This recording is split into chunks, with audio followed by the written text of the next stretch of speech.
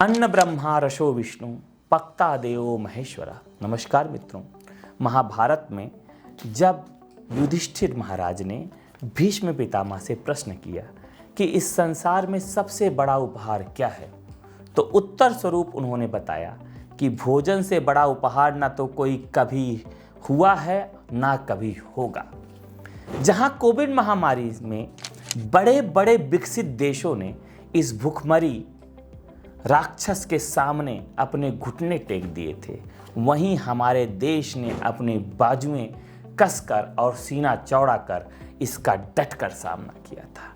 इस भूख की लड़ाई में देश की जीत दर्ज करने के लिए और गरीबों को बल प्रदान करने के लिए केंद्र सरकार ने माननीय प्रधानमंत्री श्री नरेंद्र मोदी जी के नेतृत्व में प्रधानमंत्री गरीब कल्याण अन्न योजना का संचालन करके देश के गरीबों की खाद्य सुरक्षा को सुनिश्चित किया है।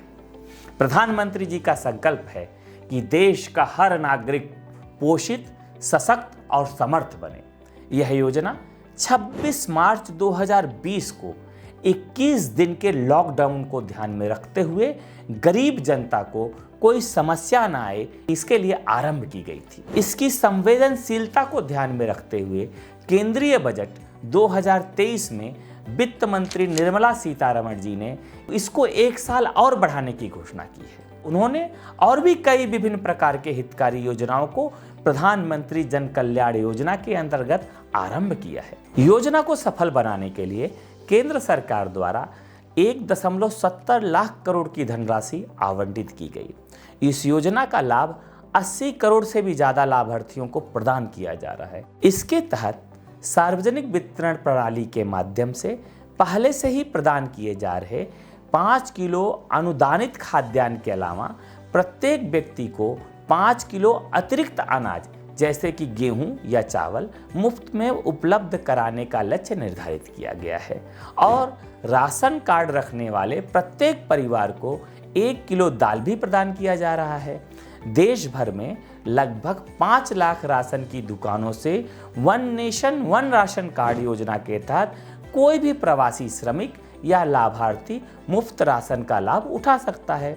आज यह कल्याण योजना दुनिया का सबसे बड़ा खाद्य सुरक्षा प्रोग्राम है और ये मैं नहीं कह रहा, ये वर्ल्ड फूड प्रोग्राम जो यूएन की एक शाखा है उसका मानना है। यही नहीं, WFP का कहना है कि वो इसे एक केस स्टडी और एक मॉडल के रूप में उपयोग करना चाहेंगे, जिससे वे उदाहरण के रूप में अन्य देशों के सामने प्रस्तुत कर सकें। जहां कुछ बुद्धिजीवी लोग विदेशों में जाकर प्रधानमंत्री की अवहेलना की चाह में देश का अपमान करते हैं, उसी देश के बड़े बड़े उद्योगपति खुद को मोदी का फैन बताते हैं। I am a fan of Modi, so.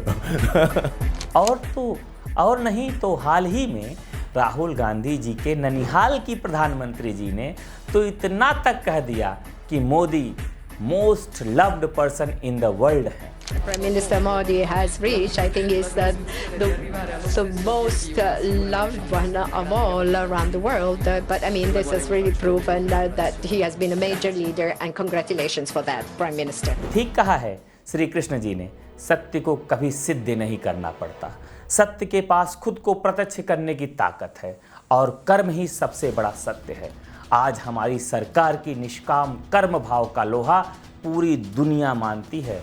Bhajpa का संकल्प है कि सबका साथ, सबका विकास, सबका विश्वास, सबका प्रयास, ये संविधान की भावना का सबसे सशक्त प्रकटीकरण है।